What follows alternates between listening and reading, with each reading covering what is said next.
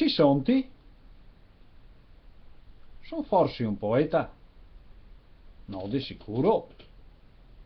Non scrive che è una parola ben strana, la pena dell'anima mia. Follia. Sonti donque un pittor? Gnanca. No ga che un color la tola dell'anima mia. Malinconia. Un musico allora? Gnanca. No che una nota nella tastiera dell'anima mia. Nostalgia. Sonti dunque cosa? Mi metto una lente davanti al mecor per farlo vedere alla gente. Ci sonti. E il saltimbanco dell'anima mia. Sta poesia è un autoritratto ironico e divertente del Palazzeschi, che si domanda sulla sua identità e sul ruolo della poesia, ovviamente. Tramontare la figura del poeta Vate come guida della società, la poesia sublime la rischieria di diventare da ridere. L'unica via resta quella dello scherzo, del divertimento e della follia. Già il titolo, attraverso la domanda ci son, mette a fuoco il core del problema, la ricerca dell'identità.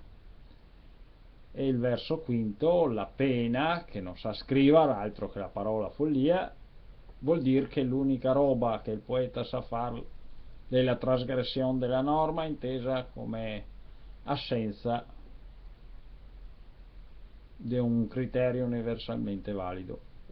E il verso diese, la tavolozza che ho solo un colore della malinconia, esprime l'assenza della tradizionale tonalità di una certa poesia che viene programmaticamente rigettata da Palazzeschi. E l'ultimo verso è l'unica definizione che il poeta riesce a dare di se stesso, ovvero il saltimbanco, come un saltimbanco, cioè come un acrobata che vede la sua arte nelle pubbliche piazze, la vende, così il poeta dichiara di vendere la propria arte, anzi, per farsi notare è costretto a mostrare di lui stesso la sua intimità più assai profonda, ingrandendola con una lente perché la gente riesca a vederla.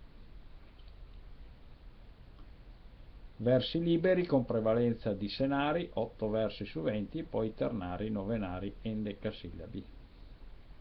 Questa poesia le veniva fuori a Firenze nel 1909 e fa parte della raccolta poetica dei Palazzeschi Poemi. E dal production Isola Sparse, Renato De Paoli, 19 gennaio 2014, domenica.